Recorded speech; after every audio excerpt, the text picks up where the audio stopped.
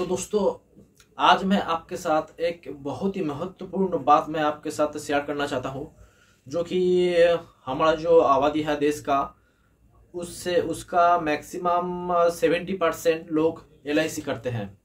ठीक है, तो गरीब से लेके बड़े आदमी सभी LIC करते हैं, लेकिन ज़्यादातर लोग LIC चला नहीं पाते, क्योंकि बहुत सारे ऐसा केस होता है, जैसे कि डेथ केस हो जाता है 1-2 साल चलाने के बाद, या 5-10 साल चलाने के बाद डेथ केस हो जाता है, या तो चला ही नहीं पाते, एक साल के अंदर वो LIC बंद कर देते हैं, या तो फिर 3 साल चला सकते हैं, या तो 5 साल चला सकते हैं, उसके बाद नहीं चला पाते।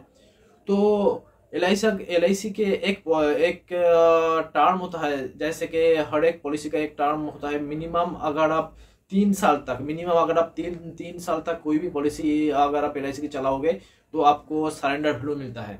ये बहुत लोगों को पता नहीं, जो सरेंडर वैल्यू अगर मिलेगा तो क्या करना होगा, सरेंडर वैल्यू हम कैसे पाए, सरेंडर वैल्यू कितना होता है, जो मैं दिया था उसका कितना परसेंटेज मुझे मिलेगा। तो आज मैं सभी इस वीडियो में आप सबके साथ शेयर करना चाहता हूँ, क्योंकि मैं रिसेंटली इसी महीने में मार्च के 29 में मैंने अपना LIC सरेंडर किया हूँ। मैंने जो LIC किया था, वो जो पॉलिसी था वो है जीवन सरल पॉलिसी। तो बहुत लोग ये पॉलिसी किया था, जीवन सरल, उसके बाद जीवन आनंद। तो जीवन सरल पॉलिसी का मैंने ईयरली जो मेरा प्रीमियम था वो था 6,005 रुपये, और मैं सिर्फ 5 ही साल दे पाया हूँ, 11 से 15 तक, 11, 12, 13, 14, 15, तो टोटल 5 साल मैंने दिया था LIC पॉलिसी। उसके बाद मैं दे नहीं पाया, तो फिनेंशियल कंडीशन भी अच्छा नहीं था, घर में बहुत प्रॉब्लम चल रहा था, तो इसलिए मैं LIC दे नहीं पाया। LIC एक ही केस में आपको काम आता है, अगर आप जो LIC कर रहा है अगर वो मर जाए, मतलब उसका डेथ हो जाए, तो उसको फैमिली को बेनिफिट मिलता है। LIC का पॉलिसी का एक ही बेस्ट पॉलिसी होता है, जो अगर डेथ बेनिफिट मिलता है। लेकिन अगर आप जिंदा रहोगे तो आपको परसेंटेज, जो एन्युइटी परसेंटेज जो मिलता है 20 साल या 25 साल के बाद या 15 साल के बाद जो आप करते हैं, वो ज़्यादा खास नहीं होता। तो 5 साल में मैंने जमा किया था 30,025 रुपये, 30,025 रुपये मैंने जमा किया था 2001 से 5 तक, और मैं सरेंडर किया 29 मार्च 2023। तो आप ही बताइए, 5 साल मैंने 30,000 रुपये दिया था, 25 रुपये छोड़ दीजिए। पहला साल का जो प्रीमियम वो जो LIC वाला करते हैं, जो ब्रोकर LIC का जो दलाल होता है, मतलब वो उसका पूरा कमीशन चला जाता है। बाकी रहता है आपका पास, मेरे पास बाकी रह गया है 4 साल, उसमें LIC का भी कमीशन होता है। पहले साल का तो छोड़ दीजिए, बाकी जो अमाउंट था 24,000, उसके ऊपर मुझे 15 से 16, 17, 18, 19, 20, 21, 22, 7 साल में तो वैसे तो 70-80% मिल जाना चाहिए था। 24 वैसे मेरा 24,000 रुपये का जो होता 12%, अगर 70% अगर हिसाब से, मतलब बैंक का हिसाब से, अगर आप 24,000 अगर आप रखते हो 7 साल के लिए, तो आपको मिलता लगभग 24 और 18 42,000 शायद मिल जाता, ऐसा ही कुछ। लेकिन अगर सुनेंगे तो आप हंसेंगे। तो मुझे कितना रुपए मिला 29 मार्च 2023 तक? सिर्फ 36,945 रुपीज़, ऐसा अप्रोक्स। तो अभी पता नहीं कितना आएगा बैंक में, ये ऐसा अप्रोक्स बोला गया LIC की तरफ से। मेरा जो ब्रांच था, मैंने जो ब्रांच में सरेंडर किया था वहाँ पर, तो ये बहुत ही कम है, लेकिन फिर भी मुझे ज़रूरत पड़ा, इमीडिएटली मुझे उठाना पड़ा, तो मैंने उठा लिया। तो आप काम के बात पे आते हैं, तो कैसे हम उठा सकते हैं। तो पहले आपको एक LIC का जो आपका जो LIC है मेन पॉलिसी, उसको आपको लेके जाना है। LIC जो पॉलिसी है उसको आपको लेके जाना है ब्रांच में। अगर आपका जो जिसके पास आप LIC किए थे उसको आप पहले बोलिए, अगर वो लेके जाता है तो बहुत ही अच्छा। अगर वो मतलब उसका टाइम नहीं है, अगर वो उसके साथ अगर आपका रिश्ता अच्छा नहीं है तो छोड़ दीजिए, आप अकेले ही जा सकते हैं। साथ में किसी एक पर्सन को लेके जाइए या कोई दोस्तों को लेके जाइए, या कोई अगर आपको और भी कोई LIC जो पॉलिसी जो ब्रोकर होता है, अगर आपको जान पहचान है तो उसको भी लेके जा सकते हैं, कोई दिक्कत नहीं है। तो पहले आपको एक लेटर लिखना पड़ेगा, एक एप्लीकेशन जे के आप वो LIC पॉलिसी आप सरेंडर करना चाहते हो। वहाँ पर आपने जब LIC पॉलिसी खरीदा तो यहाँ पर आपको पॉलिसी नंबर भी मिल जाएगा यहाँ पर, और कौन सा ब्रांच से ये LIC पॉलिसी हुआ था। यहाँ पर मेरा जो ब्रांच है ये है कोलकाता का सॉल्ट लेक ब्रांच। यहाँ से मैंने जो पॉलिसी ये खरीदा था, तो ये पॉलिसी अभी भी है मेरे पास, ये है जीवन आनंद, और मैंने जो सरेंडर किया वो है जीवन सरल। तो ऐसे ही ब्रांच मैनेजर को आपको एप्लीकेशन लिखना होगा।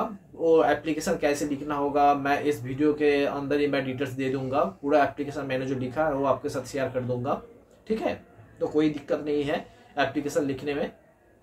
उसके बाद पॉलिसी नंबर आपको अच्छी तरह से लिखना होगा, और आपने कितना अमाउंट दिया था अभी तक, कौन से डेट तक दिया था, वो आपको लिखना होगा। मिनिमम अगर 3 साल देंगे तभी आपको मिलेगा पैसा, वरना आपको पैसा नहीं मिलेगा। ये सोच लीजिए, ये बात आप ध्यान में रख लीजिए। तो ये LIC पॉलिसी आपको लेके जाना है ओरिजिनल। उसके बाद ये जो कागज वगैरह है, जो प्रीमियम आप देते हैं, इसका लेने का कोई ज़रूरत नहीं है। और आपका पैन कार्ड ओरिजिनल लेके जाना होगा, आधार कार्ड ओरिजिनल लेके जाना होगा, और एक कॉपी करके जेरॉक्स लेके जाना होगा। उसमें आपका सिग्नेचर होगा। सिग्नेचर कौन सा होगा? जब आप LIC पॉलिसी किए थे, जो सिग्नेचर आपने LIC पॉलिसी में किया था वही सिग्नेचर आपको डालना होगा, ठीक है। उसके बाद बैंक का पासबुक, अगर आपके पास चेक बुक नहीं है, बहुत सारे लोग गांव में रहता है जिसके पास चेक बुक नहीं है, तो बैंक का पासबुक का जो फ्रंट पेज जिसमें आपका अकाउंट नंबर होता है, आपका नेम होता है, वो पेज आपको जेरॉक्स करके लेके जाइए। उस पेज में अकाउंट नंबर होगा, IFSC कोड होगा, बैंक का नाम होगा, सब कुछ होगा डिटेल्स, तो वो लिखना पड़ेगा। और अगर आपके पास ब्लैंक चेक है तो आप चेक के ऊपर कैंसिल लिख दीजिए, कैंसिल लिख के वो चेक इस पॉलिसी के साथ।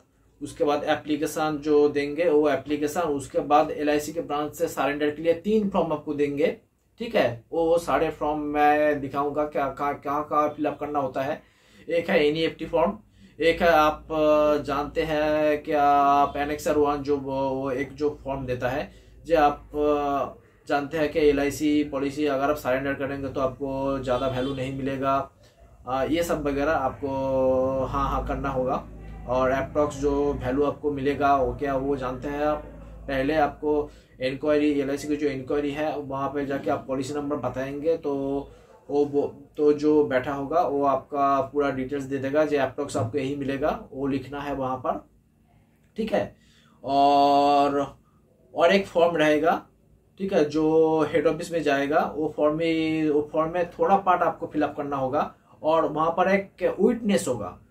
मैं इसीलिए बोल रहा था, कोई भी फ्रेंड या LIC का अगर आपका कोई जान पहचान हो, अगर आपका LIC प्रीमियम जो जिसने किया हो उसके साथ अगर जाओगे तो वो उसका ये मतलब विटनेस डिटेल्स वो भर देगा वहाँ पर, तो कोई दिक्कत नहीं होगा। और एक जरूरी बात, आप 1 रुपए का वो लेके जाइए, क्या बोलते हैं उसको, रेवेन्यू स्टाम्प। अगर आपका वैल्यू 5,000 रुपये से ज़्यादा होगा तो आपको रेवेन्यू स्टाम्प लगेगा। तो रेवेन्यू स्टाम्प पे भी आपको लेके जाना होगा, और वहाँ पर सिग्नेचर भी करना होगा रेवेन्यू स्टाम्प लगाकर, ठीक है। तो ये जो हो गया मेन, जो कितना डॉक्यूमेंट मैं बोल रहा हूँ एक बार लिख लीजिए, या पूरा वीडियो आप देख लीजिए। एक है आपका पॉलिसी, ओरिजिनल पॉलिसी देना होगा, एक एप्लीकेशन लेटर, एक पॉलिसी, आपका Aadhaar card, both side xerox, both side sign करेंगे। उसके बाद पैन कार्ड का जेरॉक्स, उसमें भी साइन किया हो, साइन करेंगे जो आपने LIC के वक्त जब साइन किए थे। उसके बाद ब्लैंक चेक या तो पासबुक, ये 5 हो गया। और 3 फॉर्म LIC से जब सरेंडर करेंगे जो 3 फॉर्म आपको देगा, वो 3 फॉर्म सब मिलके आपको फिलअप करके उसके बाद आपको जाना है LIC जो ऑफिसर रहता है, LIC उस ब्रांच में जो ऑफिसर रहता है वो वेरीफाई करेगा, वो सब कुछ देख लेगा, हाँ सब ठीक है, और उसके बाद वो वेरीफाई कर देगा। वेरीफाई करने के बाद उसके बाद आपको रिसीविंग में जमा देना होगा, ठीक है। तो रिसीविंग में आप जब भी रिसीविंग में जमा देंगे तो आपको एक रिसिप्ट देगा, ठीक है। तो वो रिसिप्ट आप संभाल के रखिए। उस रिसिप्ट में लिखा होगा जो आपने पूरा फॉर्म, पूरा डिटेल सब कुछ फिलअप करके सब कुछ सही आपने सबमिट कर दिया। तो उस रिसिप्ट को जब तक ना आपको पैसा मिले तब तक आप वो रिसिप्ट रख दीजिए अपने पास, ठीक है। और इस वीडियो को अंत तक देखें, क्योंकि इसके बाद मैं वो जो मेरा जो लेटर है और मैंने जो क्या क्या फॉर्म फिलअप किया हूँ वो तो पूरा डिटेल्स इस वीडियो के अंदर रहेगा। तो वीडियो पूरा अंत तक ही देखें। उसके बाद जरूर इस वीडियो को बहुत सारे लोगों तक शेयर करें, क्योंकि बहुत सारे लोग अनजान है कैसे फॉर्म फिलअप करेंगे, कैसे सरेंडर करते हैं, वो सब मुझको पता भी नहीं है, ठीक है। तो ये वीडियो बहुत ही गुरुत्वपूर्ण है। তো এটা হচ্ছে জীবন সরল LIC পলিসি। এটা হচ্ছে অ্যাপ্রক্স আমার অ্যামাউন্ট যেটা হবে। এটা হচ্ছে অ্যাপ্লিকেশন লেটার, আর নিচে হচ্ছে ভেরিফাইড করেছেন অফিসার। আর এটা হচ্ছে একটা অ্যানেক্সার 1 ফর্ম ফিল আপ করতে হবে। তারপরে এটা হচ্ছে NEFT ফর্ম, যে কোন ব্যাংকে আপনি ট্রান্সফার করবেন। এটা আরেকটা ফর্ম, এটা হচ্ছে হেড ব্রাঞ্চে যাবে, এর মধ্যে রেভিনিউ স্টাম্প দিতে হবে। এটা হচ্ছে ক্যান্সেল চেক, ক্যান্সেল বলে লিখে দেবেন। এটা হচ্ছে আধার, আর এটা হচ্ছে প্যান কার্ড, আর এটা হচ্ছে রিসিপ্ট, যখন রিসিভিংয়ে জমা দেবেন তো রিসিপ্ট। तो आशा करता हूँ आज का वीडियो आप लोगों को बहुत अच्छा लगा होगा। तो आज के लिए बस इतना ही दोस्तों। Take care and bye bye.